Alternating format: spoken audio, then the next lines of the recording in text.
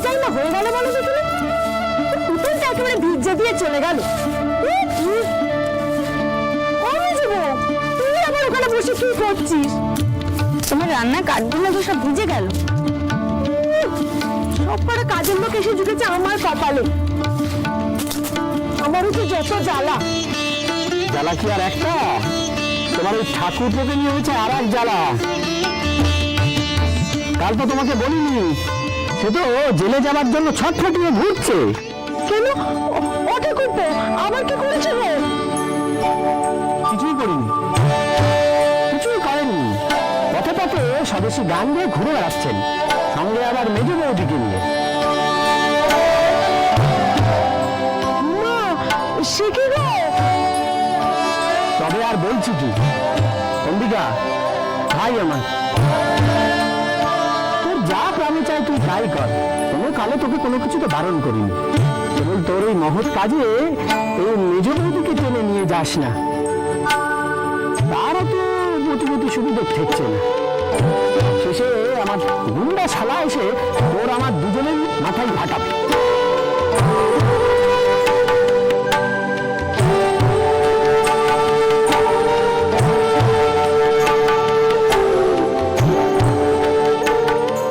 এই কথাটাই বলছিলাম মেজ বৌদিকে।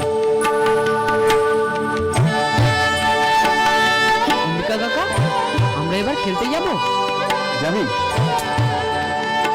যা।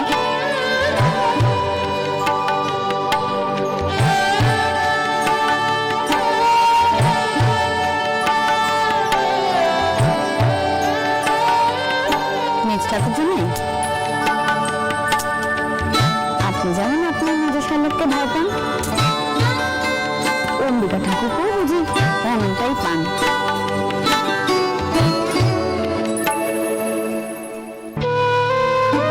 কাল তুমি ঠিক এই কথাটাই আমার মাথায় দেবার চেষ্টা করছিলেন।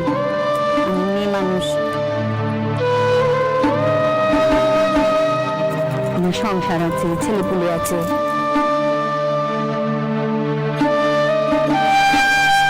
দেশের কাজ বুঝি আমার দ্বারা হবার নয়।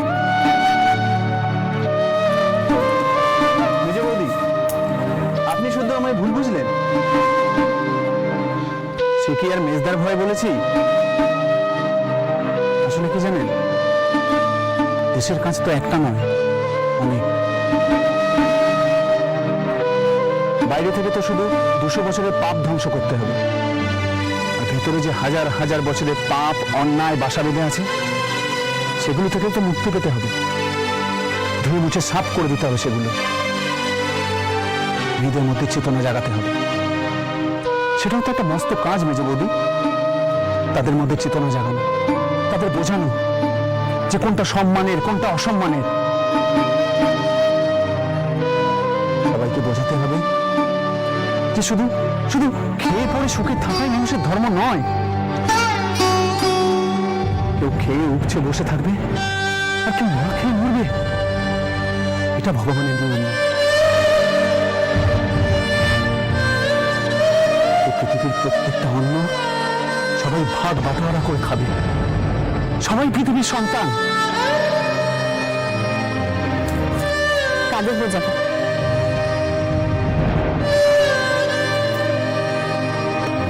মেয়েদের গিয়ে বোঝাবে কথা। যুগ যুগ ধরে যাদের পৃথিবীর সব রঙে রসে আলো বঞ্চিত করে পাথর করে তোলা হয়েছে, তাদের বোঝাবে এই কথা।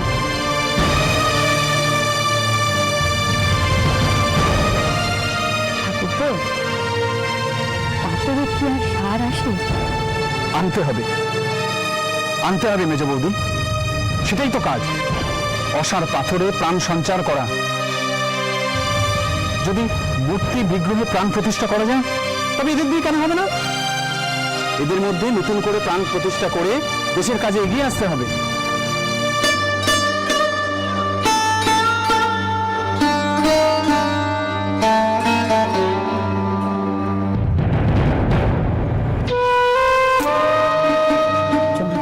মুখ দেখলে যাদের রসাতল, ঘরের চার দেওয়ালের মধ্যে যাদের জীবন, তারা করবে কাজ, দেশের কাজ। শিক্ষা নেই, ভিক্ষা নেই। এই জন্য, ঠিক এই জন্য আপনাকে আমার এত ভালো লাগে। বুঝতে পেরেছেন, ভালোদের মূলটি আপনি ঠিক ধরতে পেরেছেন। শিক্ষা।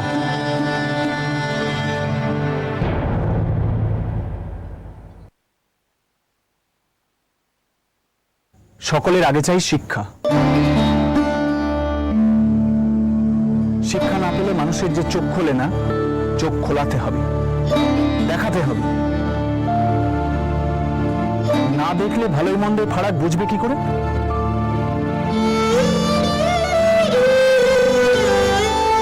এই হতভাগা দেশে সব আছে, নেই খালি চোখের দৃষ্টি।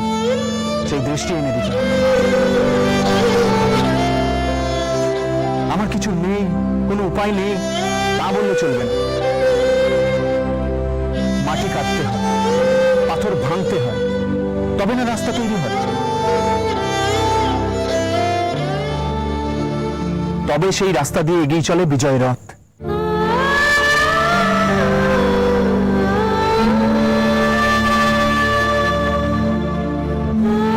আমাদের এগিয়ে যেতে হবে, পথ কেটে অজানাদের দেশে যেতে হবে।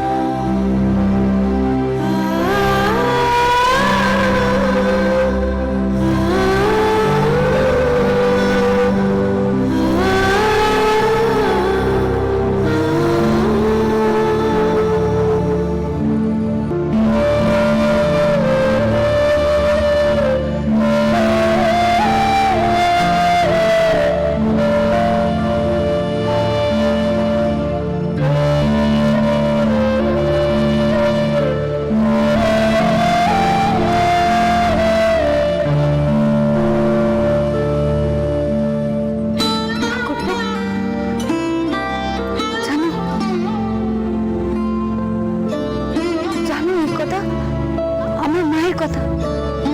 আপনার মা?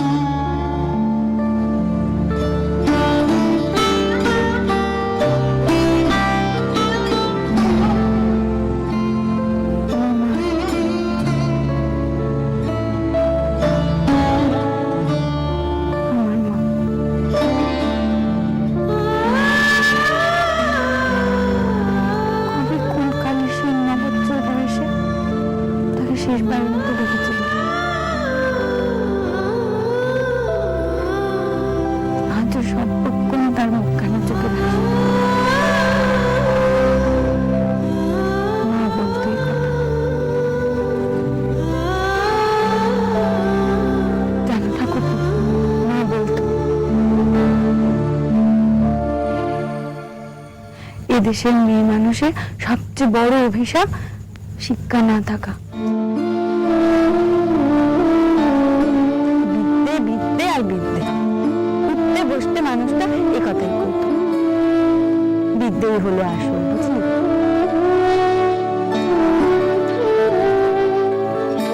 মেয়েদের বিদ্যে সাধ্য নেই বলেই তো তাদের এমন দুর্দশা। তাই তো সবাই তাদের হেনস্থা করে।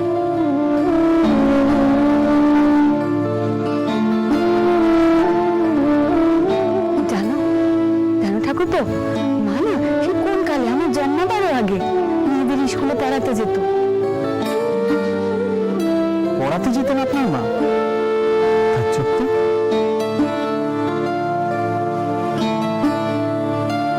সে তো অনেক আগের ব্যাপার, তখন তো সমাজ আরো অনেক কড়া ছিল।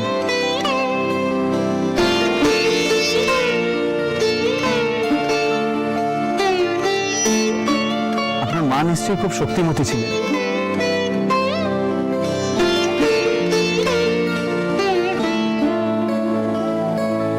কতদিন হলো মারা গেছেন? নানা ঠাকুরপো মারা যাননি, মা এখন কাশিতে আছে। জানো, মানে কাশিতেও একটা মেয়েদের পাঠশালা খুলেছে। ওখানকার পণ্ডিতেরা অনেক বাধা দেওয়ার চেষ্টা করেছিল, কিন্তু পারেনি মাকে আটকাতে। আমার মাকে আটকাতে পারেনি।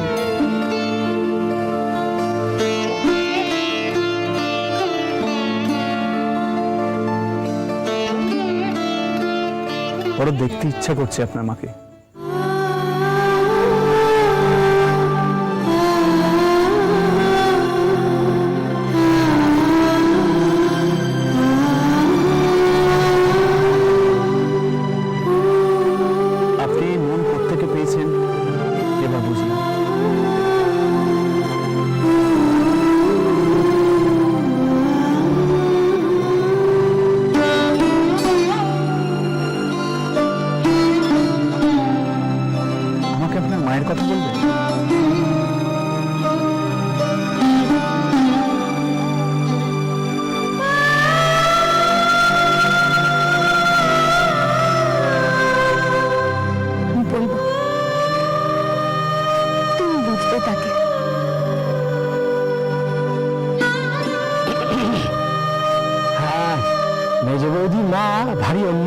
মানুষ ছিলেন।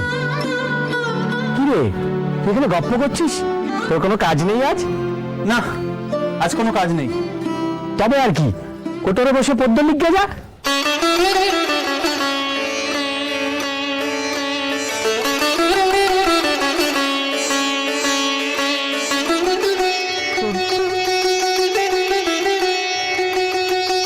করবে নাকি আপনি?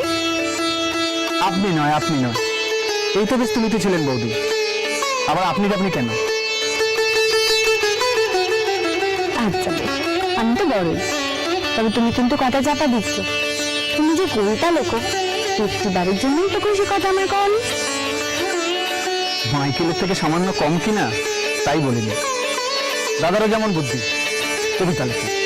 আহা, লিখছিস তো সেই ছোটবেলা থেকে। বুঝলেন মেজ বৌদি, সেই 12 বছর বয়সে দেশমাতা নাম দিয়ে ইয়া বড় একটা কবিতা লিখে ফেললো। কি বলিনি, তোমার এই ঠাকুরপোর গুণপনার কথা মেজ বৌদিকে এখনো বলনি?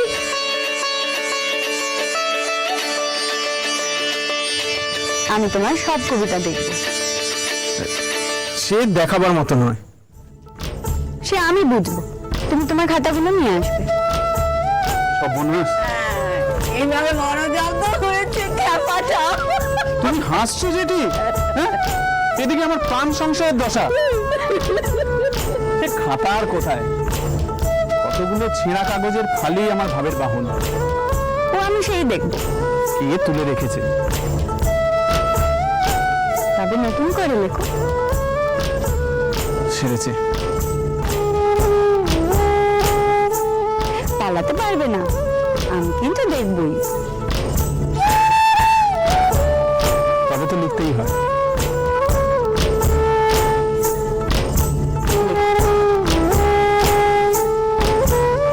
এবার কাজ পেয়ে গেলি, যা ঘরে যে কাজে লেগে যা। মেজ বৌদি, এবার বুঝলাম কেন পাগলকে সাঁকো নাড়াতে বলতেন। বুঝলেন?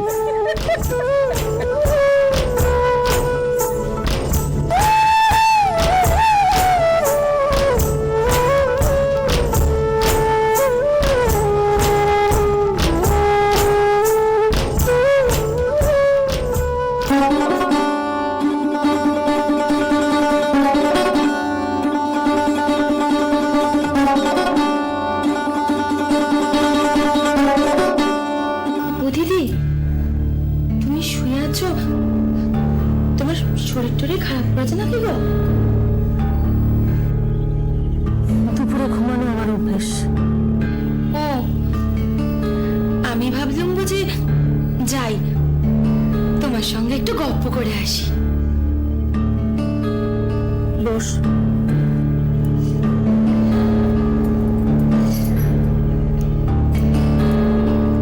হ্যাঁ গো শরৎদি, জামাইবাবু ভারী বড় কাজ করেন না গো? পুলিশের দারোগা, বড় কি ছোট তা জানি না। হ্যাঁ, আমি তাই বলছিলাম জানো, আমার না দেখে কেমন জানি ভয় ভয় করে। এই দেখো দেখি, জামাইবাবুর বেরোবার ফিরবার নাইবার খাবার কোনো কিছুরই তো কোনো ঠিক নেই গো। তার কি করা যাবে, যেমন কাজ। যাই বলো দিদি, আমাদের কিন্তু ওই গেরস্তালি চাকরি বাকরি ভালো, টাকা পয়সা খানে কম হয় বটে, কিন্তু মনে তো শান্তি থাকে, কি বলো?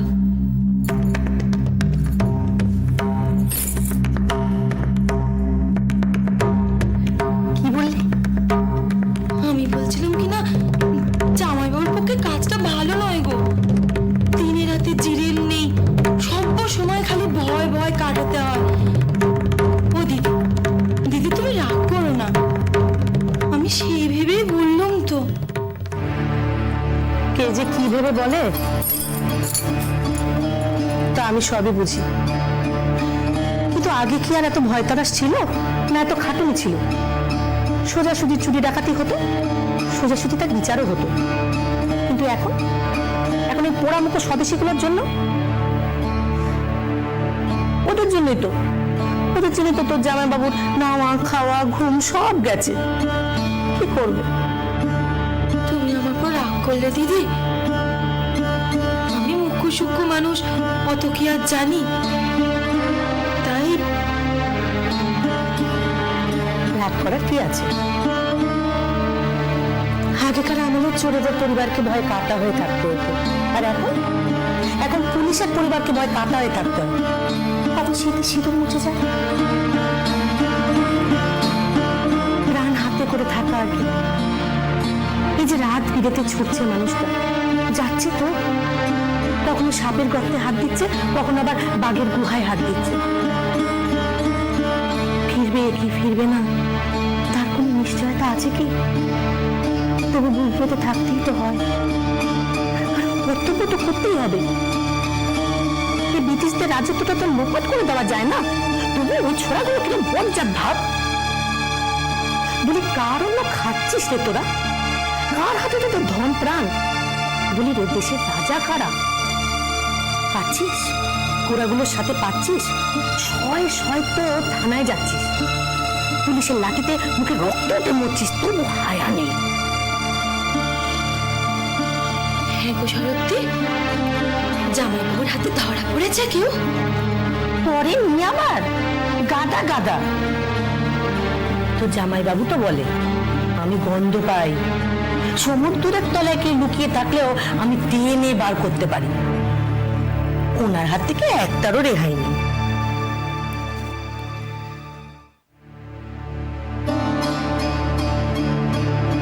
আই কোথায় ছিলি? কোথায় ছিল এতক্ষণ? আমি একা একাই সব করবো নাকি? বাইরে তো ছিল, যাও সব বাইরে এসছে। ওরা কে গো? ওই গুরুদেবের মেয়ে জামাই। তুমি সব বোঝাচ্ছ কেন? ঘরখানে আমাদের ছেড়ে দিতাম। কেন? ওই যারা এই বাড়িতে এসেছেন তারা থাকবে। তবে আমরা কোথায় থাকবো? ওই কোণের দিকে একটা ঘর দেবে, সেখানে শোয়ার ব্যবস্থা করে দেবে। ইস, ওটা তো নোংরা ছোট ঘর। আরে তুই আমার রাজকন্যা এলেন রে, সাত মহলার বাড়ি করে দিতে হবে? হ্যাঁ, মাথা গুজে ঠাঁই দিয়েছে যথেষ্ট। ফিরে যাবো। ফিরে যাবে কেন? আমার এখানে ভাল লাগছে না। ওই একই কথা, আমার এখানে থাকতে ভাল লাগছে না, ভাল লাগছে না। ভালো না লাগার কি আছে শুনি? রাত দিন খালি নিরামিষ খাওয়া, একদম ভাল লাগে না।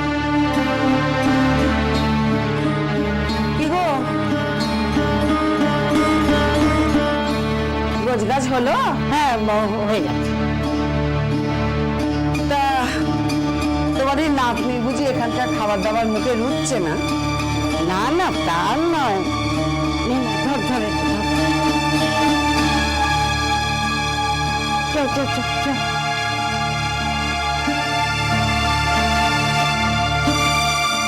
বাবা, ঘাড়ে চেপে বসেছি। কি